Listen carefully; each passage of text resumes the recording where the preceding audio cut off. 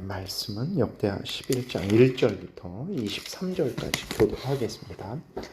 르호보암이 예루살렘에 이르러 유다와 베냐민 족속을 모으니 택한 용사가 18만 명이라 이스라엘과 싸워 나라를 회복하여 르호보암에게 돌리려 하더니 여호와의 말씀이 하나님의 사람 스마야에게 임하여 이르시되 솔로몬의 아들 유다 왕 르호보암과 유다와 베냐민에 속한 모든 이스라엘 무리에게 말하여 이르기를 여호와께서 이같이 말씀하시기를 너희는 올라가지 말라 너희 형제와 싸우지 말고 각기 집으로 돌아가라 이 일이 내게로 말미암아 난 것이라 하셨다 하라 하신지라 그들이 여호와의 말씀을 듣고 돌아가고 여로보암을 치러 가던 길에서 되돌아왔더라. 르호보암이 예루살렘에 살면서 유다 땅에 방비하는 성읍들을 건축하였으니 곧 베들레헴과 에담과 드고아와 벳술과 소고와 아둘람과 가드와 마레사와 십과 아도라임과 라기스와 아세가와 소라와 아얄론과 헤브론이니 다 유다와 베냐민 땅에 있어 견고한 성읍들이라. 르호보암이 그 방비하는 성읍들을 더욱 견고하게 하고 지휘관들을 그 가운데에 두고 양식과 기름과 포도주를 저축하고 모든 성읍에 방패와 창을 두어 매우 강하게 하니라. 유다와 베냐민이 르호보암에게 속하였더라. 온 이스라엘의 제사장들과 레위 사람들이 그들의 모든 지방에서부터 르호보암에게 돌아오되 레위 사람들이 자기들의 마을들과 산업을 떠나 유다와 예루살렘에 이르렀으니 이는 여로보암과 그의 아들들이 그들을 해임하여 여호와께 제사장의 직분을 행하지 못하게 하고 여로보암이 여러 산당과 순념소 우상과 자기가 만든 송아지 우상을 위하여 친히 제사장들을 세움이라. 이스라엘 모든 지파 중에 마음을 굳게 하여 이스라엘의 하나님 여호와를 찾는 자들이 레위 사람들을 따라 예루살렘에 이르러 그들의 조상들의 하나님 여호와께 제사하고자 한지라. 그러므로 3년 동안 유다 나라를 도와 솔로몬의 아들 르호보암을 강성하게 하였으니 이는 무리가 3년 동안을 다윗과 솔로몬의 길로 행하였음이더라. 르호보암이 다윗의 아들 여리못의 딸 마할랏을 아내로 삼았으니 마할랏은 이새의 아들 엘리압의 딸 아비하일의 소산이라. 그가 아들들 곧 여우스와 스마랴와 사함을 낳았으며 그 후에 압살롬의 딸 마아가에게 장가들었더니 그가 아비야와 아떼와 시사와 슬로밋을 낳았더라. 르호보암은 아내 18명과 첩 60명을 거느려 아들 28명과 딸 60명을 낳았으니 압살롬의 딸 마아가를 모든 처첩보다 더 사랑하여 르호보암은 마아가의 아들 아비야를 후계자로 세웠으니 이는 그의 형제들 가운데 지도자로 삼아 왕으로 세우고자 함이었더라.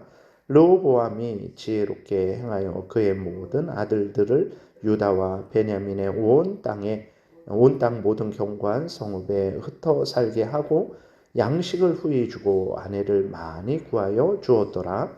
아멘. 기도드리겠습니다. 살아계신 하나님 감사합니다. 이 시간 하나님의 말씀을 전하고 듣습니다. 성령께서 역사하셔서 하나님의 뜻을 잘 깨달아 알게 도우시고 하나님이 알려주시는 대로 또 잘 믿고 따르게 도우소서. 감사드리고 예수 그리스도의 이름으로 기도드렸습니다. 아멘. 10장에서 이제 그 북쪽의 10지파들이 반역을 꾀했죠. 여로보암을 앞세워서 반역을 꾀했습니다. 그래서 이 10지파의 반역을 이제 제압하고자 르호보암 왕이 유다와 베냐민 족속에서 18만 명을 모아서 전쟁을 하러 나가는 중에 하나님이 스마야 선지자를 통해서 북쪽 10지파와 싸우지 말고 집으로 돌아가라 이렇게 말씀을 하셨어요. 왜 그러냐면 북쪽 이스라엘과 남쪽 유다 지파로 나뉘는 것이 솔로몬의 죄악에 대한 하나님의 형벌이기 때문에 그 형벌을 받으라 이렇게 하나님이 말씀을 하신 거예요. 우리도 마찬가지입니다. 우리도 이 땅에 살아가는 동안에 아버지 되신 하나님께서 자녀된 우리가 범죄할 때 징계하시는데 그때 그 징계를 우리는 달게 받아야 됩니다. 그 징계는 이제 건강이라든지 물질이라든지 가족이라든지 지위, 권세 등 여러 부분을 가지고 하나님께서 우리를 징계하실 수 있어요. 그때 우리는 하나님이 내리시는 징계를 달게 받아야 돼요. 왜 그러냐? 우리가 그 당하는 뼈아픈 징계를 통해서 하나님은 우리가 얼마나 죄로 오염되고 부패된 존재인지를 깨달아 알게 하시죠. 그리고 또 우리의 죄가 얼마나 악한 것인지를 깨달아 알게 하십니다. 그래서 우리로 죄를 미워하고 버리도록 하나님께서 그 열매를 맺게 하시기 때문에 그렇습니다. 그러므로 하나님이 징계를 내리실 때에는 그 징계를 우리는 달게 감사함으로 받아야 되는 거예요. 그러면 그냥 가만히 있어야 되냐? 징계를 내리실 때 달게 받으라니까 가만히 있어야 되냐? 그러지 않습니다. 징계를 내리실 때 우리는 그 징계를 하나님이 합당하게 공의롭게 내리는 것이라는 것을 깨달아야 되고 또 사랑으로 우리를 고치시기 위해서 내리는 징계라는 것을 깨달아 알고 우리가 중심으로 죄를 깨달았으면 회개해야 됩니다. 그리고 하나님은 은혜로우신 분이라서 우리가 하나님께 용서를 구하고 또 은혜를 구하면 하나님은 우리의 기도를 들으시고 그 징계를 거두십니다. 그렇기 때문에 우리는 징계를 받을 때 달게 받고 죄를 깨달았으면 회개하고 돌이켜야 됩니다. 그리고 하나님의 은혜를 간절히 구해야 되는 거죠. 다윗이 사탄에게 속아서 자신의 교만함을 자랑하고자 인구조사를 했을 때 하나님으로부터 큰 징계를 받았죠.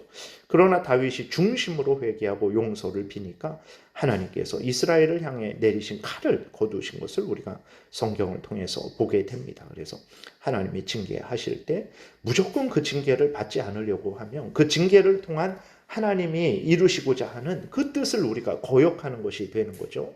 그래서 징계를 받되 죄를 회개하고 하나님께 용서를 구하고 회복을 구하면 하나님께서는 또 우리의 죄를 용서하시고 다시 회복해 해주신다는 것을 믿고 하나님 앞에서 겸손히 징계를 달게 받아야 되겠습니다. 그 다음에 이제 르호보암 왕은 유다 또 베냐민 지파 사람들과 함께 그 하나님이 징계를 그렇게 내리시는 것이다 라고 이렇게 하나님의 뜻이다 라고 말씀을 하실 때 그들은 오늘 본문에서 보듯이 그 명령에 순종했어요. 그래서 집으로 이렇게 그들이 돌아간 것을 보게 됩니다. 5절부터는 그 전쟁을 멈추고 돌아온 르호보암 왕이 유다 땅에 성읍을 건축한 내용이 기록되어 있어요. 그러니까 왕으로서 국민이 안전하고 평안하게 살도록 하는 것은 지극히 당연한 일이죠. 하나님께서 크신 은혜를 내려주십니다. 각자가 자신에게 맡겨진 모든 일들을 감사함으로 해야 되겠습니다. 13절부터는 이제 북쪽 10지파에 속해 있던 레위인들과 제사장들이 모두 남쪽 유다 르호보암 왕에게로 돌아왔어요. 왜 그러냐면 하나님께서 여로보암을 북쪽 10지파의 왕으로 세워주셨어요. 근데 이 여로보암이 하나님의 뜻대로 살아가지 않고 레위 사람들, 제사장들을 해임하고 황금 송아지를 만들었죠. 그래서 일반 백성들이 짐승을 갖고 오면 그 짐승을 뇌물로 받고 제사장으로 삼아 주었어요. 그러니까 참된 제사장들, 참된 레위 사람들이 견디지를 못하고 이제 그 북쪽 이스라엘을 떠나서 남쪽 유다로 하나님의 말씀이 옳게 전해지고 하나님의 뜻대로 행해지는 남쪽 유다로 이제 내려오게 된 거죠. 우리가 이러한 마음과 태도는 본받아야 된다라는 것을 우리가 분명히 기억해야 되는 것입니다. 그러니까 그쪽에 살면 그냥 이런가 보다 하고 여로보암이 만든 그 황금 송아지를 섬기고 그렇게 순종했으면 그들의 땅이 거기에 있었거든요. 각 지파들의 그 성과 땅을 일부를 레위인들, 제사장들에게 주어서 거기에서 그들이 먹고 살아온 것인데 거기서 편안히 먹고 살 수 있었겠죠. 그러나 하나님의 뜻이 이루어지지 않는다라는 것을 보고는 그들이 어떻게 하냐면 그 땅을 자기들의 땅인데 하나님으로부터 받은 땅인데 그 성을 다 버리고 이렇게 그냥 혈혈단신 이 남쪽 유다로 내려오게 된 거예요. 참으로 오늘날에는 이제 어떤 그 세상의 물질 때문에 자신의 어떤 그 건강 때문에 자신의 어떤 자녀들 때문에 아니면 자신의 지위 권세 때문에 하나님과 멀어지는 것을 선택하는 경우가 너무나 당연하게 여겨지고 있는데 우리가 그렇게 해서는 안 되겠습니다. 오늘 레위 사람들 제사장들이 하나님의 뜻대로 행해지지 않으니까 자기가 살던 성읍과 땅을 버리고 이제 남쪽 유다로 와서 오늘 본문에 있는 대로 하나님께 온전히 제사 드리기 위해서 남쪽 유다로 이렇게 온 것을 우리가 보게 되는데 이러한 마음과 태도는 우리가 반드시 오늘날도 받아들여야 된다라는 것을 우리가 마음에 새겨야 되겠습니다. 우리가 다시 한번 생각하면 누가 우리의 건강을 진정으로 위해 주겠습니까? 누가 나의 자식을 가장 위해 줄 수 있겠습니까? 누가 나에게 정말 이 땅에 필요한 먹을 것, 입을 것, 마실 것들을 나에게 줄 수 있겠습니까? 그것은 하나님밖에 없어요. 하나님만이 나의 건강을, 나의 자식을, 우리 가족을 또 나의 모든 필요한 일용할 양식을 주신다라는 것을 우리가 분명히 믿어야 됩니다. 그래서 정말 어떤 문제가 있을 때에는 어떻게 해야 되냐? 그 문제의 가장 중요한 해결 방법은 하나님을 가까이 하는 거예요. 십계명을 따라서 살아가는 것입니다. 첫 번째부터 네 번째 계명, 다섯 번째부터 열 번째 계명으로 돌이키는 거예요. 그것을 점검하고 거기에 어떤 부족한 것이 있다면 그 십계명을 따라서 살아가는 것이 그것이 가장 복된 해결이고 유일한 해결이라는 것을 우리가 명심을 해야 됩니다. 생사화복이 하나님께 있습니다. 나에게 있는 게 아니에요. 나의 생명이 나에게 있는 게 아닙니다. 자식의 생명이 나에게 있는 게 아닙니다. 또 물질에 있는 것도 아니고 사람에게 있는 것도 아닙니다.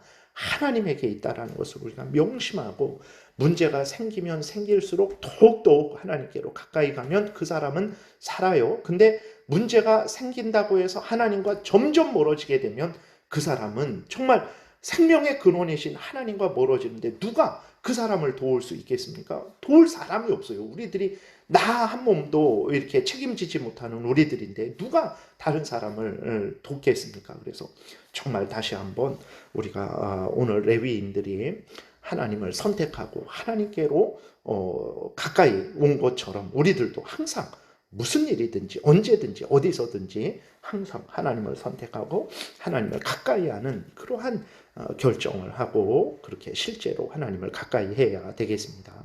그 다음에 이제 르호보암도 결국은 시간이 지나고 강성해지니까 믿음에서 멀어지고 솔로몬처럼 많은 처첩을 두기도 합니다. 그래서 르호보암의 전체적인 그러한 평가는 이렇게 어리석고 악한 그러한 일을 한 그러한 왕으로 이렇게 이제 인정이 되는 거죠. 그래서 열왕기 상에서도 그렇게 보게 되면 르호보암 왕이 어리석고 악을 행했다라고 이렇게 평가를 하고 있어요. 그래서 우리는 늘 명심해야 됩니다. 그러니까 한순간만 하나님을 잘 섬기는 게 우리들이 해야 될 일이 아니에요. 우리들이 해야 될 일은 항상 어렸을 때에도 나이 들었을 때에도 가난할 때에도 부할 때에도 아플 때에도 건강할 때에도 항상 우리는 언제든지 무슨 일이든지 변함없이 하나님을 가까이 하는 선택을 해야 되는 것입니다. 오늘 본문에서도 르호보암 왕이 초첩을 두었는데 보게 되니까 아내 18명, 첩을 60명을 뒀다 그랬어요. 참으로 하나님이 일부일처를 제도를 만드셔서 그렇게 살게 하신 그러한 하나님의 뜻을 이제 버리고 자기 마음대로 탐욕대로 살아가는 그러한 증거를 볼 수 있는 거죠. 그래서 항상 우리가 하나님 앞에서 바로 서야 되겠습니다. 이래야 우리 자신이 살고 가족이 살고 이 나라가 살고 우리 교회가 산다라는 것을 늘 명심하고 항상 변함없이 언제든지 하나님을 가까이 하는 하나님 말씀대로 살아가는 신앙생활을 해야 되겠습니다. 기도드리겠습니다. 살아계신 하나님 아버지 감사합니다. 하나님 앞에 가까이 가니까 복을 받는 것인데 복을 받으니까 우리 죄된 우리들은 교만해져서 하나님을 멀리해서 망하게 되는 그러한 참 반복되는 그러한 일들을 하게 되는 것을 보게 됩니다. 하나님 우리에게 크신 은혜 내려주셔서 하나님을 가까이 하게 도우시고 또 하나님이 우리에게 복 주시면 더욱더 그 복을 주신 하나님을 더 가까이 하게 도와주옵소서. 예수 그리스도의 이름으로 기도드렸습니다. 아멘. 하늘에 계신 우리